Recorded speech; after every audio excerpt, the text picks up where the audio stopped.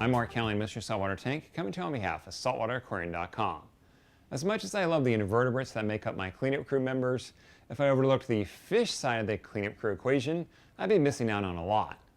Certain fish are cleanup crew fish because they eat algae, others are not picky eaters, so they'll eat anything that you throw in your tank fish food-wise, and still others will eat pests in your tank. But regardless of what kind of cleanup crew fish you're looking at, keep this in mind. Make sure the fish is appropriate for your tank. Make sure that your tank is large enough for the tank. Make sure that the cleanup crew fish that you're putting in there isn't going to fight with another fish in the tank. The last thing you want is to put a fish in your tank and then have fights and have fish getting sick because they're always stressed out. And of course, quarantine any fish completely before it goes into your tank. Tangs are the obvious cleanup crew fish. They're herbivores and they love eating algae, and they'll spend most of the day picking on rocks, pumps, and sides of your tank, consuming any algae they can find. Disclaimer: please don't put a small tang in a small tank and think it's okay. Tangs, even small ones, do better with lots of swimming space. Longer tanks are better than shorter ones, and I don't put any tang in a tank under 55 gallons. And when I say 55 gallons, I mean the 48-inch long version. All tangs aren't created equal. Naso tangs are always crowd pleasers, and mine have never done much algae eating other than off an algae clip. And that doesn't help cleaning up your tank. I really like bristle-toothed tangs. I've observed them to spend more time eating algae than any other type of tang.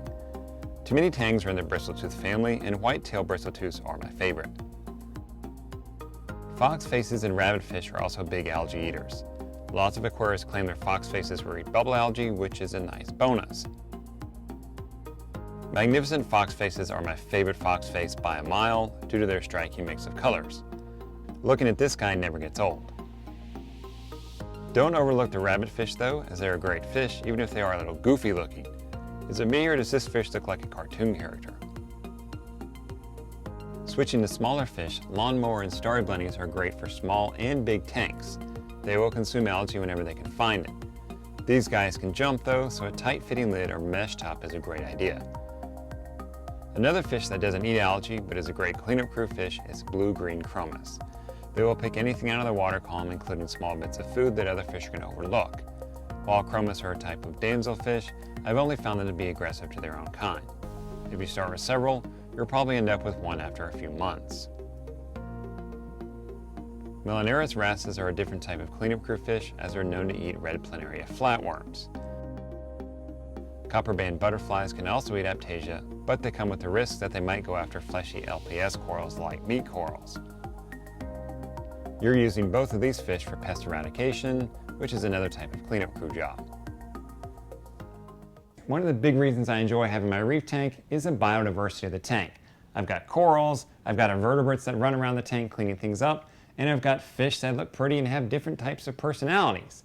But it's fun to create a cleanup crew that includes invertebrates and fish, watching all these organisms come together and make your tank look great.